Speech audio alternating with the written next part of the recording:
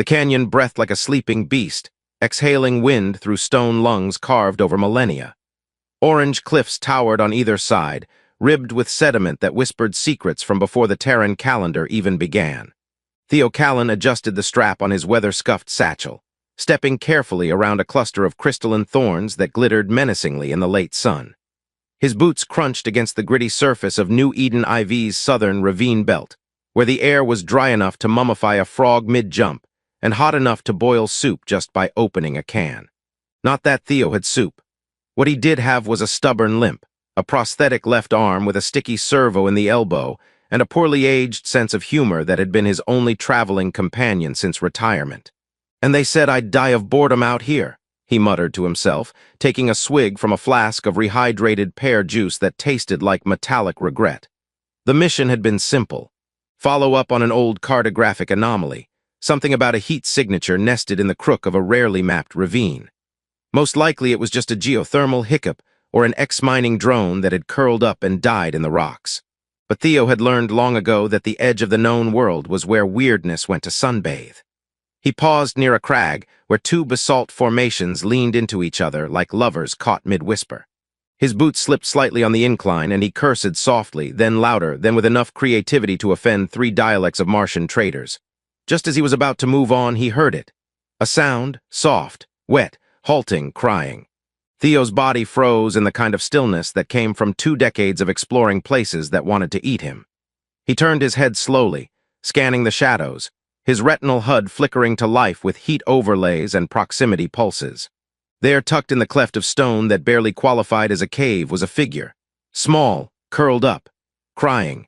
He approached carefully, hand hovering near his sidearm, though the thing hadn't worked right since the jelly rain storm on IO-7. As he drew closer, he saw her. A child, she looked. Human, almost. Filthy tunic, knees drawn to her chest, long black hair tangled in dust and threads. Her bare feet were cracked and red from exposure. But it wasn't the shape of her that made Theo's stomach twist, it was her ears. Long, elegant, too long for any earthborn child. They tapered into delicate points and twitched slightly with each sob. He stopped a meter away, crouched slowly, and offered the most disarming tool in his arsenal, sarcasm. "Well, I didn't expect to meet anyone today who had better hair than me, but here we are." She flinched, then glanced up. Her eyes, violet and glowing faintly like bioluminescent moss, locked onto his. Fear bloomed in them, not just the startled kind, but deep-rooted, hunted fear. He raised both hands. Hey, no harm. I'm just a crusty old man with a flask of juice that's probably illegal in 3 systems." The child blinked. Her mouth trembled. She said something in a fluid, lilted language his translator chip couldn't quite parse. The words sounded like birdsong warped through static. "Sorry, kid.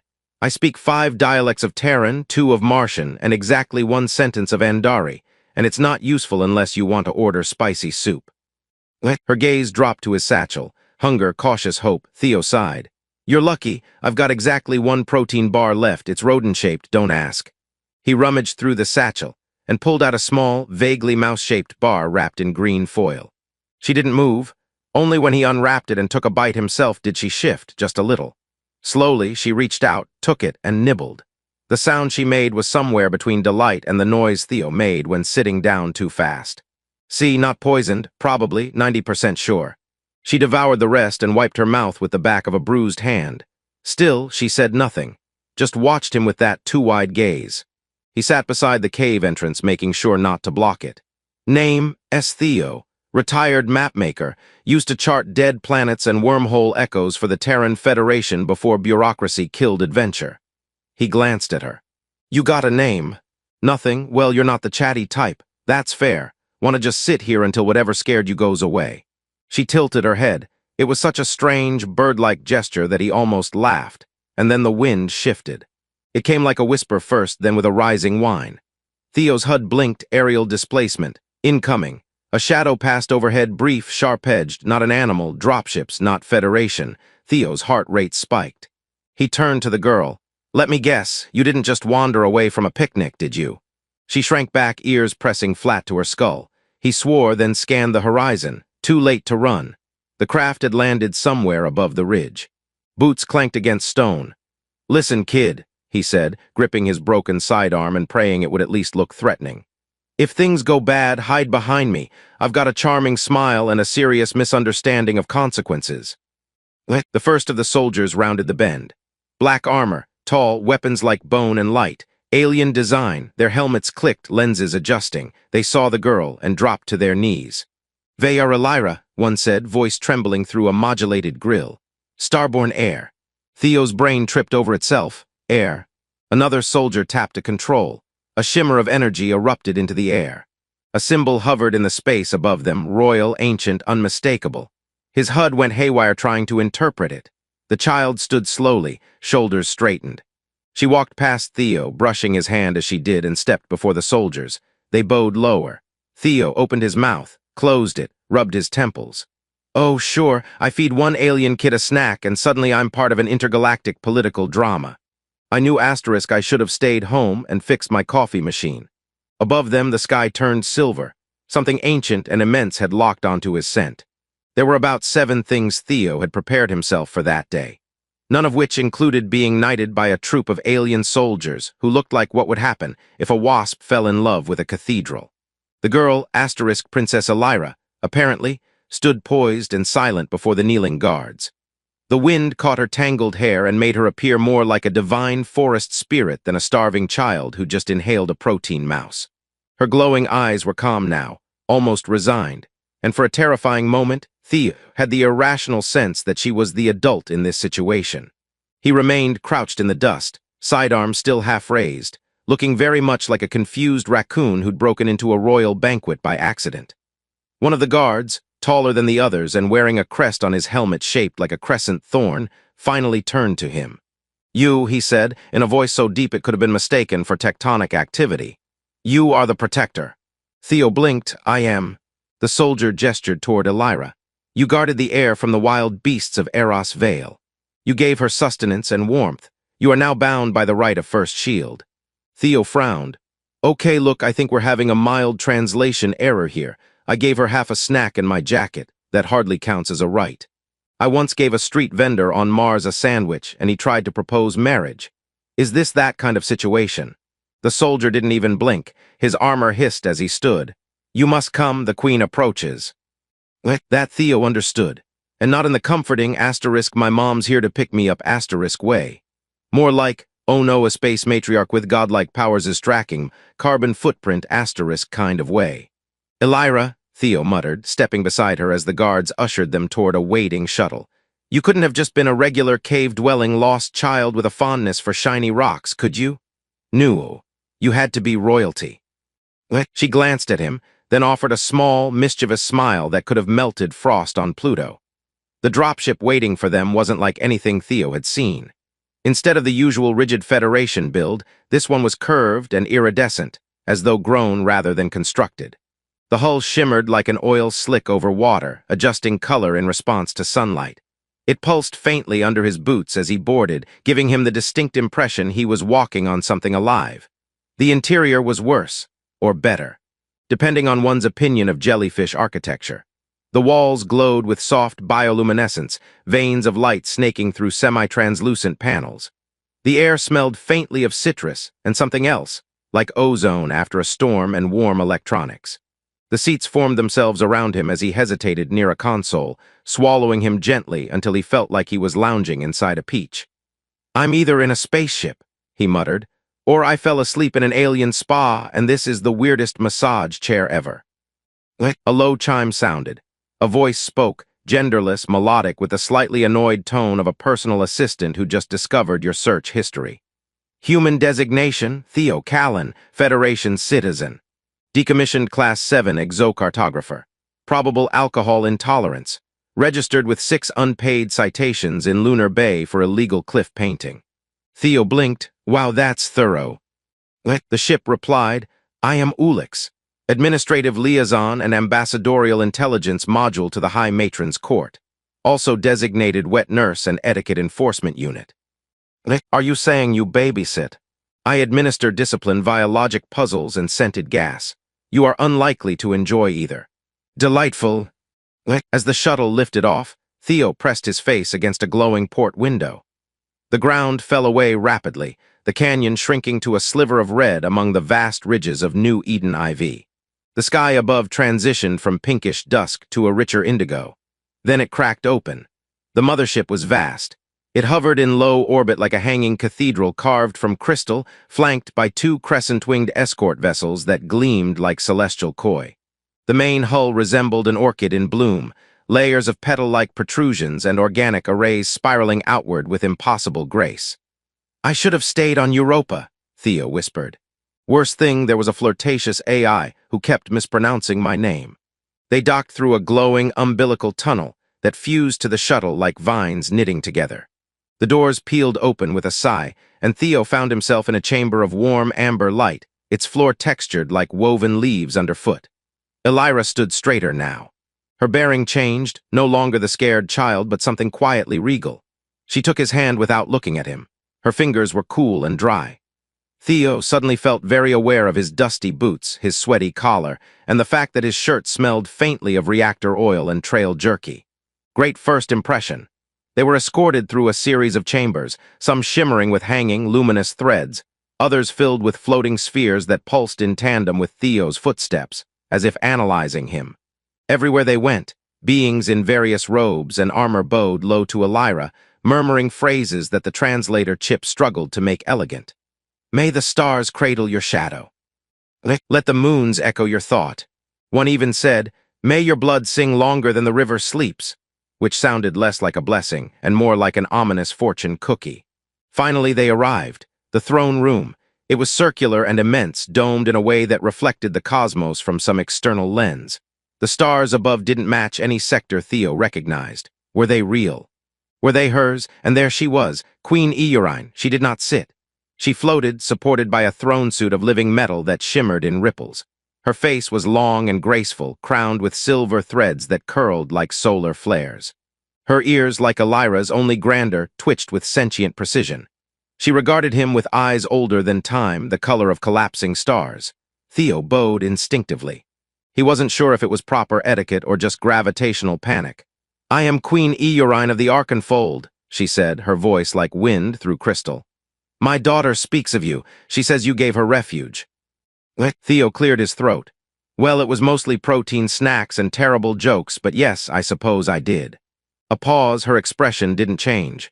"She also says," the Queen continued, "that you taught her to call a burrowing predator a snuggle beast." Theo winced. "Yeah, that one got a bit too friendly in the dark, had to punch it with a flashlight." Another pause, then unexpectedly a smile, barely perceptible, but there. "You are not of our stars," she said.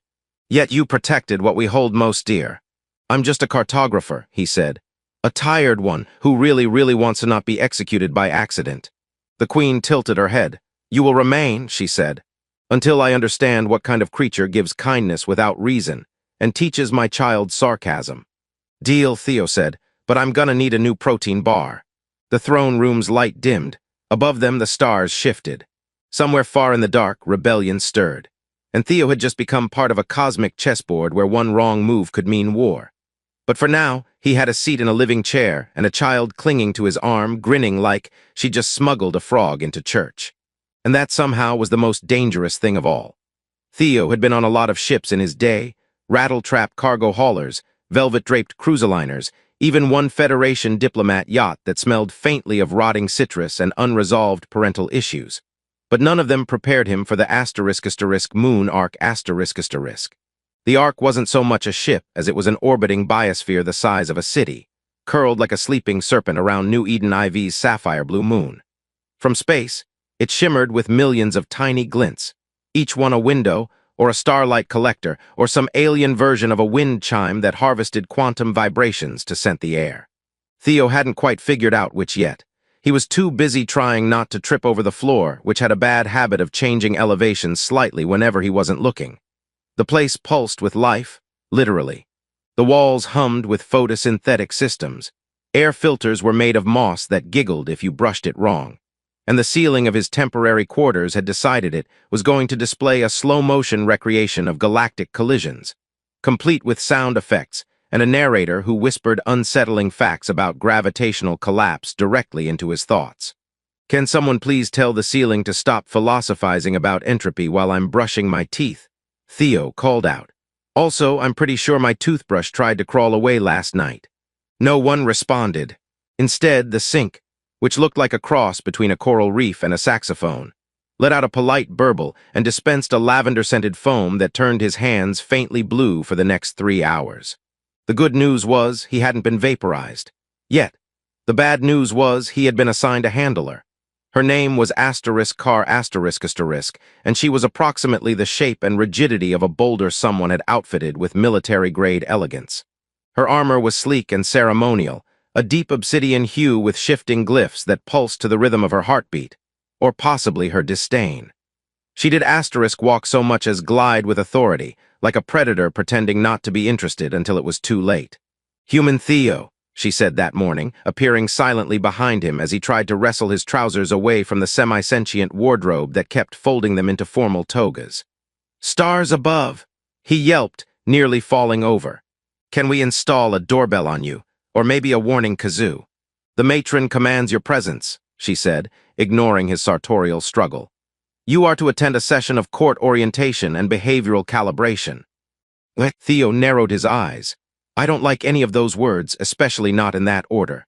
Carr blinked once. "There will be snacks. Lead the way."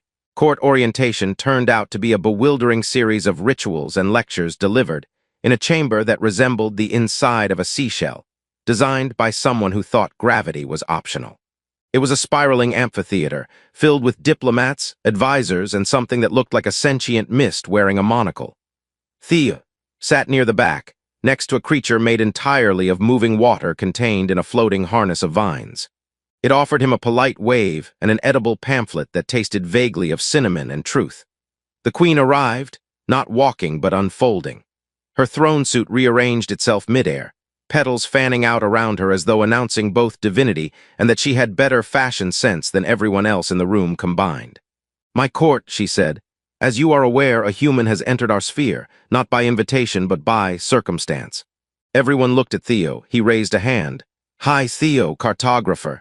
Don't usually attend royal galas, but I do make a mean campfire stew if anyone's interested." Polite silence. The queen continued.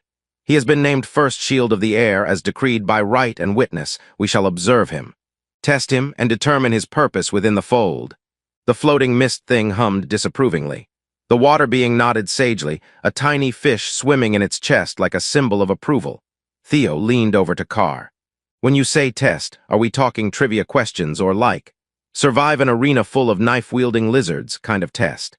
"Both," Carr replied. He laughed. She didn't. After the session, Theo found himself wandering the Ark with Elira again, flanked by 2 guards who looked deeply uncomfortable every time she giggled, which was often. She had taken to walking directly beside him, clutching a strange orb that seemed to generate floating puzzles in midair. "You know," Theo said, watching her solve a rotating holographic maze with one hand while balancing a spoon on her nose. "When I was your age, I could barely figure out how to open a juice packet without ending up in the med bay." "I am 87 moon cycles," she said cheerfully. He paused. "Okay, so alien years, is that like dog years? Am I currently babysitting someone older than me?" She stuck the spoon in her mouth and shrugged. They came upon one of the Ark's inner gardens. If garden was the right word for a zero-gravity chamber where trees grew sideways, flowers sang when touched, and the grass occasionally tried to scoot out from under your feet if it didn't like you. Theo liked the garden. It was the only place where nothing asked him to recite court phrases or debate whether or not the universe had feelings. "Your people," Elira said softly, floating beside a blue-leafed vine, "they are loud." "Absolutely," Theo agreed. "We yell at machines, make bad decisions, and explode things we don't understand. But we also make great movies and sandwiches, so trade-offs." She smiled faintly, brushing a hand along a petal that glowed pink. "I wish I could see your stars." Theo looked up. The simulated sky above the garden was showing a serene view of a moonrise over a gaseous planet that didn't exist anywhere he recognized. "You're stuck here, huh?" he asked. She nodded. "Duty lineage the fold." "Sounds heavy." "It is." They floated in silence for a moment, somewhere between being declared first shield of the air and developing a mild addiction to glowing fruit spheres that buzzed when you chewed them. Theo Callan had started to forget what normal felt like. He was currently crouched inside a cylindrical room that rotated gently in sync with the moon ark's gravity pulses. The walls rippled with energy-sensitive murals. Impossible, moving scenes that changed based on who entered. When Theo first walked in, the mural showed a field of rust-red grass under a twin-moon sky. When Elira followed, the scene bloomed into something altogether stranger. Crystalline towers stretching toward a pulsing aurora, and creatures that looked like giraffes made of silk and violin strings grazing peacefully under the stars. The court claimed the murals reacted to subconscious memory signatures. Theo suspected they just liked showing off. "I still think this is a fancy screensaver," he said, squinting at a tower that kept blinking at him. "And I'm pretty sure that plant tried to flirt with me." Beside him, Elira giggled. She was lying on her stomach, feet kicking lazily in the low gravity, watching a puzzle orb project a rotating maze. The maze was shaped like a nautilus and emitted tones as it spun, creating a tune that sounded suspiciously like a lullaby rearranged by a jazz robot. "You humans don't believe in sentient artwork?" she asked. "Oh, we do," Theo said. "Once saw a sculpture on Mars that screamed every time you walked past, but that was just the artist's ex-wife trapped in the resin." He rose to his feet, slowly, because the floor wasn't entirely committed to being horizontal, and glanced at his wrist console. The interface was still adapting to Archenfold systems, and half the icons now looked like shy sea creatures avoiding eye contact. "Time to go," he muttered. "I've got a diplomatic etiquette session. Apparently I chewed too loudly and bowed in the wrong direction to a cloud last week." "It wasn't a cloud," Elira said, grinning. "It was Ambassador Shoth." Theo frowned. "The gaseous one." "Yes, right, noted. No waving near sentient humidity." They left the mural chamber and stepped into the corridor. A sinuous passage lined with flickering bioluminescent flora and little insect-like cleaning bots that moved like synchronized swimmers. Every time Theo passed, one would emit a polite hum as though quietly judging his shoe choices. Carr awaited them at the far end, arms folded and expression set to eternal disappointment. "You're late," she said. "Time is a relative construct, especially on an orbiting ship operated by sentient vines," Theo replied, cheerfully ignoring her tone. "Elira was to begin her hover training," Carr said. "I taught her hover tricks yesterday. She can float upside down while holding 3 snack fruits in one hand and a spoon on her nose. Beat that." Carr's eyes narrowed ever so slightly. "That was not in the curriculum. That's what makes it advanced." The three of them moved through the arterial corridors of the Ark, passing beneath vaulted arches and kinetic sculptures that adjusted their motion based on mood analysis. Theo noticed they sped up slightly whenever he passed, as if trying to distract themselves from his fashion sense. Eventually, they entered the *** Garden of Echoes ***, a sprawling domed biome filled with alien trees whose leaves shimmered like polished coins and hummed with low-frequency songs. It was a sacred space, used for meditation, diplomatic exchanges, and the occasional extremely awkward marriage proposal. Queen Eorine stood near the reflecting pool, gazing into its surface as if it whispered things only she could hear. "Majesty," Carr said, bowing. Elira immediately ran ahead and took her mother's hand. Theo hung back, unsure if he should bow, salute, or just stand still and hope not to be turned into mist. The queen glanced at him. "You smell of citrus foam and overconfidence." "That's just my shampoo," Theo said. "Limited edition, from a kiosk that may or may not have been sentient." She smiled faintly. "You grow more irreverent by the hour." He tilted his head. "Compliment or formal reprimand?" "Both." The queen turned her attention to Elira, who whispered something inaudible and then pointed at Theo. The queen's expression softened for a brief moment, almost imperceptibly. Then it was gone. "There are stirrings in the fold," she said without preamble. "Whispers, movements at the fringes." "Movements?" Theo asked. "Like synchronized dancing or the someone is planning a coup kind." Eorine's gaze pierced him. "There are those who question your presence, who see your proximity to the air as disruptive." "Well, to be fair, I am * disruptive," Theo said. "It's practically my brand, but I haven't done anything wrong. Unless snack theft counts as treason." "It is not what you have done," Eorine replied. "It is what you represent." Theo scratched his chin. "A human with a bad knee and a better sense of humor than survival instinct." "An anomaly," she said. "One who arrived uninvited, was chosen by chance and defied expectation. That's a lot of syllables for wrong place, weird time." The queen waved her hand. A ripple of energy moved across the pool, forming a map of the fold's territories. One section glowed with an angry red pulse. "Rebellion stirs here," she said. The Shardborn, an ancient lineage splintered from the core bloodlines. They seek a throne of their own. Theo peered at the red section. That looks awfully close to where I landed. Not coincidence, Eurine said. Your arrival was noted, your bond to the air exploited, they twisted into narrative. The Queen trusts outsiders more than her own. Theo winced. Yikes. Elira looked up at him. Will they take me away? No, he said, kneeling beside her. Not while I still have my wits, my boots, and possibly a well-placed custard bomb. Eurine regarded him for a long moment. Your presence may yet be the key to calming the fold or unraveling it. High stakes for a guy who once lost a map and accidentally declared a crater a sovereign nation. You must be ready, she said. The court demands spectacle, truth disguised in ritual, and they will watch. Theo stood and dusted himself off. Do I at least get a cape? Eurine arched a brow. Only if you survive the etiquette trials. Wonderful. As they left the garden, Theo whispered to Elira, What's an etiquette trial? She shrugged. Last time, someone had to debate a jellyfish made of pure ego while balanced on a floating disc made of memories. Theo sighed. Remind me to pack more snacks.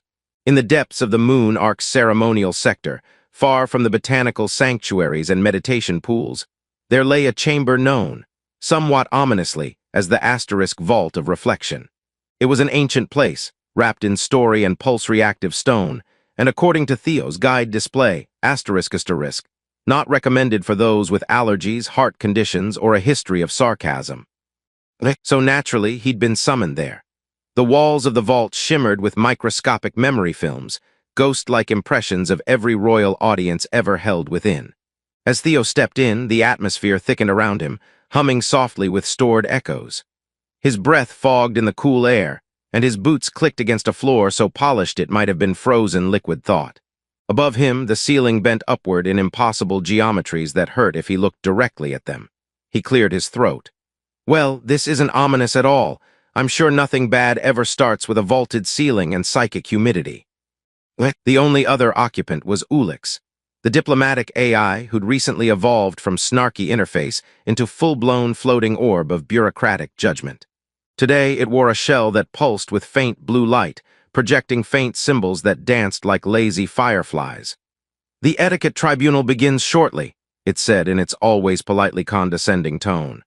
Have you reviewed the mandatory court, behavior lexicon, and associated pantomimes? Theo blinked. I skimmed a pamphlet, a fish gave it to me. It dissolved after page 3. Then your survival odds have lowered significantly. Please remain calm while I initiate ceremonial context parameters.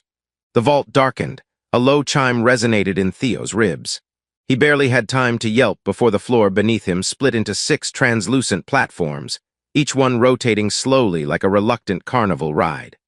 A beam of light shot down around him, and a voice echoed from every wall. Test 1, the trial of comportment and inference. Subject, Theo Callan. Status, reluctant intruder, possibly harmless. Oh good, Theo muttered. They included my official job title. One by one, the platforms lit up to reveal holographic projections. 5 alien dignitaries, each from a different faction of the fold.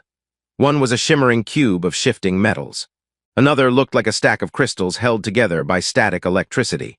A third appeared to be a sentient puddle wearing a monocle. The fourth was just a fog. The fifth was an elderly being with eyes on stalks and a deeply judgmental beard. Each one began to speak, at once. The translator chip in Theo's head stuttered under the strain. Languages twisted and folded, bouncing between diplomacy, condescension, and what might have been a threat delivered in interpretive haiku. Wait, hang on, Theo shouted. Is there a pause button, maybe a less synchronized opinion-flinging option? The voices fell silent. The beardy one, probably someone important, cleared his throat in 6 tones simultaneously. You are a bipedal irregularity, it said. Explain your continued proximity to the air. Theo scratched his chin. Well, I saved her from a cave beast, fed her snacks, and then apparently that qualified me to be the universe's weirdest babysitter. A beat of silence. She laughs in your presence, said the cube being, tilting slightly. Children do not laugh in ours. Yeah, I've noticed you folks lean more toward the solemn, let's dissect your soul through poetry vibe. Another beat of silence. It was hard to tell if they were impressed or considering vaporization. Then the puddle being rippled. You use humor as a defense mechanism. I also use it to hide discomfort, suppress tears, and dodge social obligations, Theo added. Multifunctional. The fog swirled, releasing the scent of something ancient and smoky. You possess no blood right. No encoded loyalty to the fold, yet the air trusts you. Theo hesitated. Because I don't ask her to be anything but a kid. I don't see a crown on her head. I see someone who wants to float upside down and eat snacks shaped like extinct animals. The platform spun faster. A pulse of light passed through the chamber. Trial 2, gesture and response. Ulix chimed in. Please respond to the ceremonial challenge poses using approximated royal dialects and non-verbal grace. Theo's eyes widened. You mean interpretive dance. Your phrasing is imprecise, but yes. He groaned. This is going to be worse than the time I got mistaken for a spa model on Ganymede. A holographic projection of a regal figure appeared before him and raised one elongated arm, palm forward, fingers splayed like an upside-down tree. Theo mimicked it, though his arm cracked audibly. The next gesture involved a complicated swirl of the hips and an extended toe touch. Theo tried. Theo failed. Theo almost fell off the platform. The dignitaries stared. He shrugged. On Earth, that's called dancing at a wedding while deeply uncomfortable. A third projection appeared. This one simply bowed its head, closed its eyes, and released a low hum. Theo stood silent, then matched the hum badly but sincerely. For a long moment, no one spoke. Then the cube being said, "There is something uncalculated about you." "That's the nicest thing anyone's ever said to me," Theo replied. The lights dimmed. Trial concluded. Sentiment noted. The platforms dissolved under his feet, gently like sugar in warm tea, and Theo landed on the floor of the vault with a graceless plop. He lay there for a moment. "Is it over?" he asked the ceiling. A new voice answered, "Yes, Theo Callan, for now." Queen Eurine had entered the chamber, silent as always. Elira stood beside her, hands clasped. She was trying and failing not to smile. "You passed," the queen said. "By failing spectacularly?" Theo asked, sitting up. "By being truthful and absurd," she said. "Both are rare." Elira stepped forward and held something out. A small, curling pin that shimmered with the crest of the fold. It looked suspiciously like it could also open bottles. "This is for you," she said. "It means you're officially part of the royal household, even if the furniture doesn't like you." Theo took the pin, turning it over in his hand. "Does this come with a dental plan?" "It comes with responsibility," Eurine said, "and danger." "Ah," Theo said, "so no dental then." The queen almost smiled. Almost. As they left the vault, the shadows lengthened across the chamber. Far above, in the colder corners of space, forces watched and whispered. But for now, Theo had a pin, a title he didn't understand, and a kid who laughed at his jokes. And somehow that was enough to keep moving forward. Theo Callan was trying to enjoy a perfectly quiet breakfast in the Gravity Pavilion. A gently spinning observation sphere filled with floating tables and taste-neutral ambience, when someone tried to poison his fruit. To be fair, he wasn't entirely sure it was asterisk poison. It could have been an overly enthusiastic seasoning choice, or just the side effect of consuming anything that pulsed faintly under ultraviolet light. But when his spoon disintegrated after contact, and the fruit emitted a mournful whine before bubbling itself into vapor, he raised a hand and called out, "Waiter! My meal just ascended to a higher state of being." The attending drone, oval, polite, and slightly sarcastic in its programming, glided over. "That dish was not on our menu, nor was it on your tray when you entered." "Excellent," Theo muttered, standing. "So either I'm being targeted, or the snacks have finally achieved sentience." He tapped his communicator. "Car, we may have a minor problem, possibly a major one, could involve treason or very emotional produce." Car responded immediately. "Stay where you are. Do not consume anything, do not touch anything, do not breathe anything that smells nostalgic." Theo sniffed, too late. Within minutes, Carr and 2 additional palace guards arrived, weapons holstered but eyes sharp. One scanned the remains of the fruit while another collected Theo's tray using tongs that looked far too judgmental for culinary tools. "Preliminary analysis," Carr said after a moment, "indicates targeted neurotoxin encoded to human biochemistry. Complex. Synthetic. Traces of mirror-fold protein strands." Theo raised an eyebrow. "So not from the cafeteria then?" "Definitely not." Carr's face darkened. Not an easy feat for someone whose entire expression normally hovered between mildly displeased and openly disappointed in everything. "They've escalated," she said. Who's they? Theo asked, though he already had a feeling. The Shardborn dissidents, blood fracture extremists, they object to the Queen's alliances and to your presence. She glanced at the table. They also appear to object to fruit. Theo sighed, brushing imaginary crumbs from his tunic. Well, that's just rude.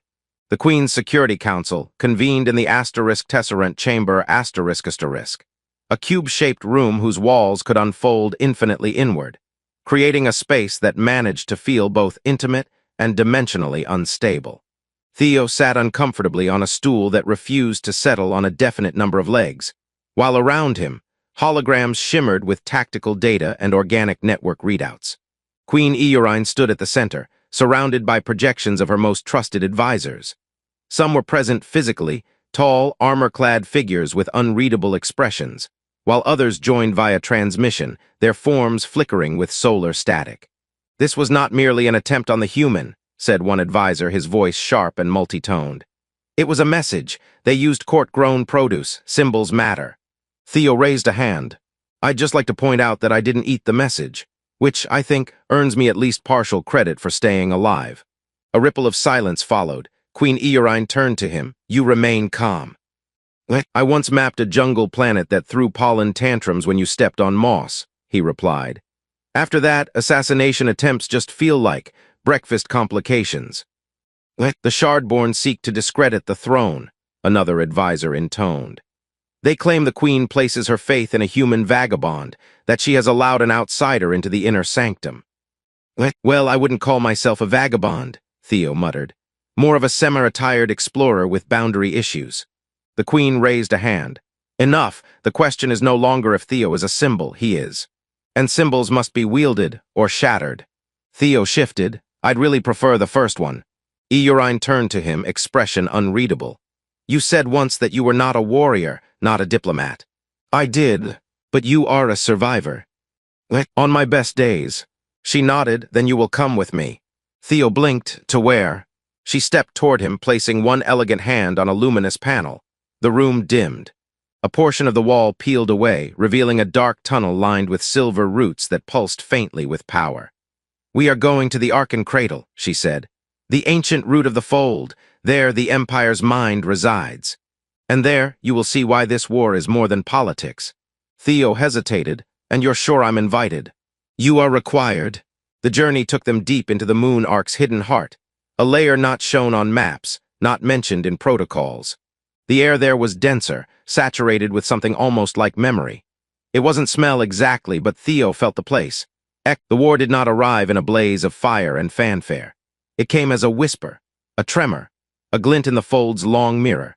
Theo stood on the outer ridge of the Moon Ark's halo deck ***, his coat snapping in the controlled artificial wind, watching as the Shardborn fleet pierced through the stars like needles through silk.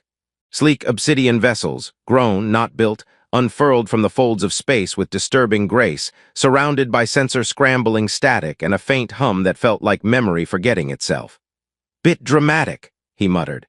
If I had a nickel for every time someone tried to make an entrance while violating several known laws of physics. Then you would have enough to buy a coffee on Earth, Carr replied, appearing beside him. Her armor shimmered with reactive glyphs, freshly reinscribed for war. Assuming Earth still uses currency, or coffee. Theo didn't answer. His gaze was fixed on the flagship, the one shaped like a crescent hook, its hull pulsing with living light. He could feel it, the Shardborn Queen's presence, cold, calculated, curious. She wants me, he said, or what I represent. The outsider, the symbol, Carr nodded. Your scent still lingers from the cave of first witness. She tracks you the way some predators mark a challenge. Romantic. She intends to take the air, reshape the fold, replace what is natural with conviction. Theo swallowed, his mouth dry. Then we'd better make this complicated for her. The plan, if it could be called that, was desperate, brilliant, and about 70% improvised. The Fold's military refused to meet the Shardborn fleet in open space. The risk to the Moon Ark was too high, and any conflict near the memory root might sever entire threads of ancestral consciousness. So the Queen proposed something else. Not a battle, a ceremony ancient, rare, insane, the Spiral Accord. An ancestral protocol from the time when the Fold had first formed from warring bloodlines. Two claimants, two champions, a singular psychic plane known as the spiral, where a shared vision would shape the resolution. What happened in the spiral affected no atoms, moved no ships, and yet decided everything. The catch. The challenger chose one participant. The challenge chose the other. Eurine chose Theo. The ceremony chamber was deep within the moon ark's core, an angular, humming place with no apparent walls or floor. A platform of interlocking hexagonal petals floated in a slow, spiraling dance, surrounded by silence and starlight. Theo stood at the edge, freshly washed, robed in a ceremonial wrap that itched in 3 languages, and mentally preparing himself to step into a psychic plane governed by emotion, memory, and symbolic resonance. "This is where I die," he said casually. "Unlikely," Ulix chimed from a nearby crystalline perch. "The mortality rate for spiral accord is only 23%. However, side effects include memory loss, identity confusion, or spontaneous interspecies empathy." "Yay," Theo muttered, stepping into the spiral conduit. Light folded around him, the world snapped inside out. He landed on a plain of stars and roots, a sea of constellations beneath his feet. Above, trees that bore fruit made of galaxies. The sky swirled like a painter had been given a mood disorder and unlimited ink. And there she stood. The asterisk shardborn queen asterisk. She was tall, all angles and glassy grace, with eyes like crystallized logic. Her hair hovered behind her as if underwater, and her fingers shimmered with rings that blinked through possible timelines. "You are not of the fold," she said. Theo shrugged. "I'm not of much, I'm just trying to make sure a kid doesn't lose her home." "She is not a child," the queen replied. "She is inheritance, burden, design." "Maybe to you," Theo said, stepping forward onto the starlit root bridge that stretched between them. "But to me, she's someone who laughs, who wants to fly gliders and paint stars and talk to weird plants. She's a live asterisk, not a concept. She will be shaped by what follows," the queen said, raising her hand. "As will you." Their minds collided. Visions exploded across the spiral. Theo saw Elira torn from the moon arc, her laughter dimming. He saw the fold twisted into precision without compassion, ruled by sterile ritual and unyielding design. He saw himself, fading forgotten, the outsider erased from the record. And then he pushed back. He let the spiral see everything. The cave, the protein bar, the jokes, the absurd dance, the trial of etiquette, the floating garden. Elira solving a puzzle with her tongue out, laughing at his dumb hover tricks. The queen hiding a smile behind her stillness. Carr rolling her eyes, Ulix lecturing a plant about tone. He let the spiral see that hope wasn't in thrones or titles, but in asterisk choice asterisk. In shared meals and dumb jokes and knowing that someone will stay, even when they have no reason to. The spiral shifted. The sky fractured, the shardborn queen stumbled, her projections faltered. Her image flickered between possible versions of herself, ruler, exile, warrior, ghost. "You refuse fate," she said. "No," Theo whispered, "I rewrite it." And the spiral collapsed. When he woke, he was back in the ceremonial chamber. Queen Eurine stood beside him. Her hand was resting lightly on his shoulder. "The spiral has spoken," she said. "The shardborn fleet has withdrawn." Theo blinked. "So that's it. For now." The aftermath came in waves, peace tentative and strange. 1,000 conversations, treaties rewritten, visions compared. Even the sentient mist delegate offered a congratulatory swirl. Theo declined knighthood again, refused a moon estate, 2 equi, and turned down the title of asterisk honorary philosopher of the second fold because it required wearing a hat that beeped when you lied. Instead, he stayed, for a while. He walked with Elira through the recalibrated gardens, watched her studies evolve, saw the stiffness melt slowly from Eurine's gaze. Carr started telling jokes, bad ones, but the effort mattered. Ulix rewrote its sarcasm subroutines to accommodate human wit, which turned out to mean roast Theo gently at breakfast. Eventually, Theo asked to return to New Eden IV, just for a while. "You've given